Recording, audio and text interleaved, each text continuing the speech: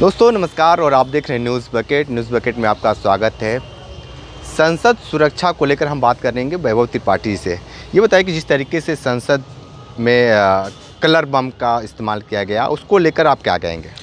देखिए, ऐसा है, संसद की सुरक्षा में हुई चूक ये एक गंभीर मसला है, जबकि मौजूदा जो भाजपा की सरकार है वो उसके लिए ज़रा भी गंभीर नहीं।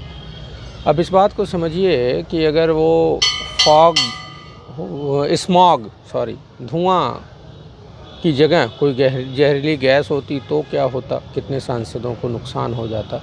ये अपने आप में बहुत चिंता का विषय है। दूसरी बात ये है कि देश में महंगाई और बेरोज़गारी इतना बड़ा मुद्दा हो गया है कि जो पढ़े लिखे शिक्षित युवा बेरोज़गार हैं वो इस मुद्दे को उठाने के लिए संसद तक पहुंच गए। मुझे अप्रैल 1929 का वो वाक़या याद आता है, शायद 8 अप्रैल 1929, जब भगत सिंह के साथ बटुकेश्वर दत्त जो असेंबली में एक धुएं वाला बम फेंका। उद्देश्य क्या था? भगत सिंह ने भी ये बात कही कि किसी को हताहत करना उनका उद्देश्य नहीं था।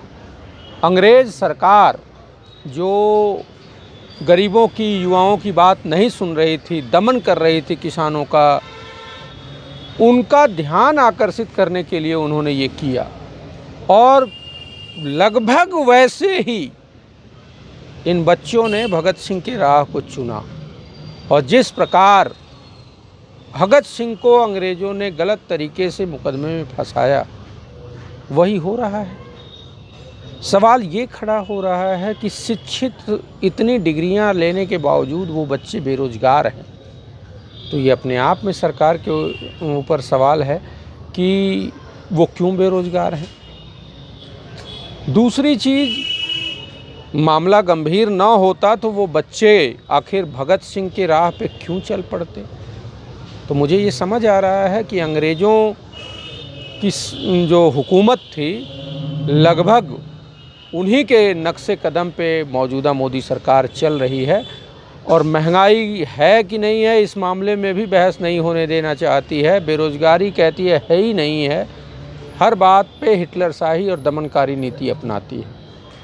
अब उस पूरे प्रकरण को देख लिया जाए।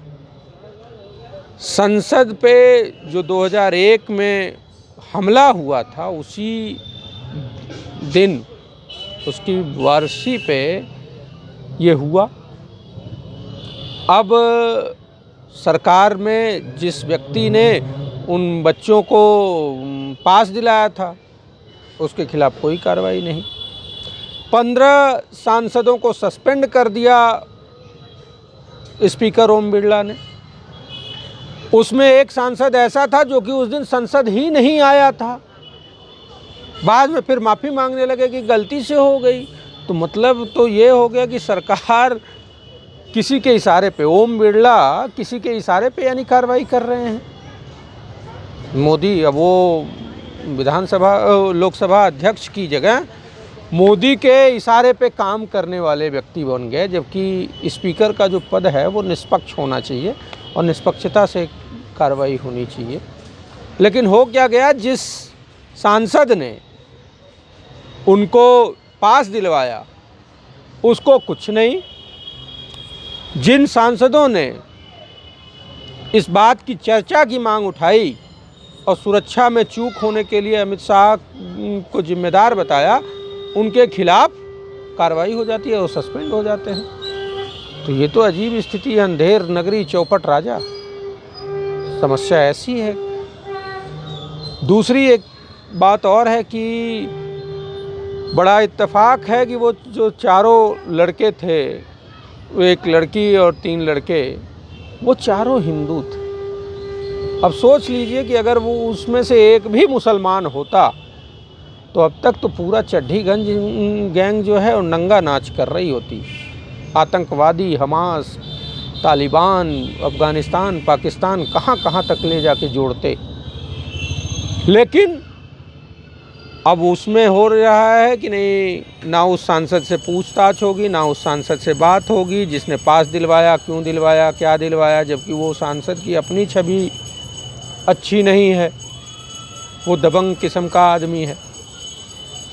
इन गंभीर मसलों को लेके जिस प्रकार ये सरकार असंवेदनशील है, ना उसको संसद की सुरक्षा में चूक से कोई फर्क पड़ रहा है, ना ही इस बात से कोई फर्क पड़ रहा है कि उनके सांसद ने ऐसे लोगों को पास क्यों दिलवाया, ना इस बात से फ़र्क है कि संसद में चूक पे चर्चा करानी संसद की जिम्मेदारी है। तो स्पीकर जो हैं वो तो निष्पक्षता के नाम पे एक काला धब्बा बन के रह गए, क्योंकि स्पीकर विधूड़ी कितनी अभद्र टिप्पणी करता है एक संसद के सम्मानित सदस्य के खिलाफ, उसके खिलाफ आज तक कोई कार्रवाई नहीं होती है। लेकिन गृह मंत्री से जवाब को लेके जो मांग करते हैं विपक्ष के नेता, विपक्ष के सांसद, उनको सस्पेंड कर दिया जाता है।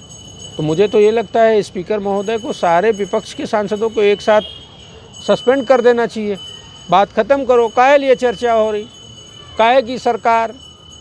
तो ये सरकार पूरी हिटलरशाही में ही आ गई है और ये बेहद लोकतंत्र के लिए खतरनाक संकेत है। सांसद ये कह रहे हैं कि बच्चे जिद कर रहे थे, इसके लिए इस पास दे दिया गया। अरे सांसद कह रहे हैं बच्चे जिद कर रहे हैं, तो सांसद को इस बात की जानकारी थी, मतलब तो जो उनके भाजपा सांसद के एक मेहमान ने अगर ऐसा किया है तो उस भाजपा सांसद की जिम्मेदारी क्यों न फिक्स हो, ये मैं कह रहा हूँ। तो स्पीकर महोदय को सबसे पहले तो उनकी जिम्मेदारी फिक्स होनी थी। और मतलब अजीब स्थिति नहीं हो गई है कि देश में चाहे कुछ भी हो, बुरी सी बुरी स्थिति हो जाए, हर बात के लिए कांग्रेस को जिम्मेदार ठहराने वाले गृह मंत्री अमित शाह, नरेंद्र मोदी अपनी जिम्मेदारी कब समझेंगे।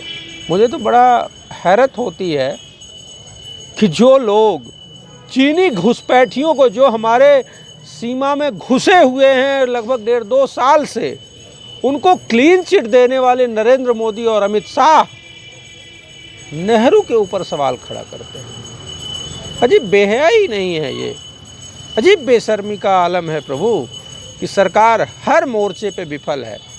महंगाई, बेरोजगारी, भ्रष्टाचार, लेकिन हो क्या रहा है, नेहरू जिम्मेदार। कुछ भी कर लो, नेहरू और कांग्रेस जिम्मेदार। तो इस्तीफा दे दो मोदी जी। जब हर बात के लिए कांग्रेस और नेहरू ही जिम्मेदार हैं तो आप किस बात के प्रधानमंत्री, आपको इस्तीफा दे देना चाहिए। जो सांसद थे वो लोग सांसद जो बहुत सारे ऐसे बुजुर्ग सांसद थे जो उन लोगों को पकड़ लिए और सारी चीज़ें बहुत उन लोगों को मारे पीटे। लेकिन सवाल ये होता है जब वो धुआं वाले जो कलर बम लेकर गए, उसके बाद प्रधानमंत्री नरेंद्र मोदी कहीं अदर प्रदेश में थे, लेकिन जिस तरीके से जो घटना घटी उस घटना को लेकर अभी तक कठोर निर्णय क्यों नहीं आ रहा है?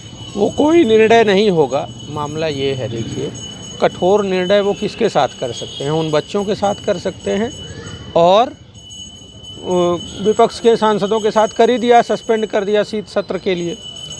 इससे ज़्यादा कठोर वो क्या कर सकते हैं, उनके पास कुछ है नहीं, उनको समझ ही नहीं आ रहा आखिर करें क्या।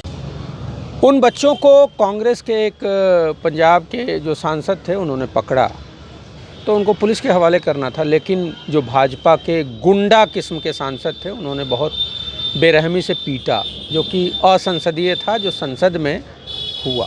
संसद में असंसदीय कृत्य करने वाले भाजपा के सांसदों को शर्म भी आनी चाहिए और खुद शर्मिंदगी इस सरकार को होनी चाहिए।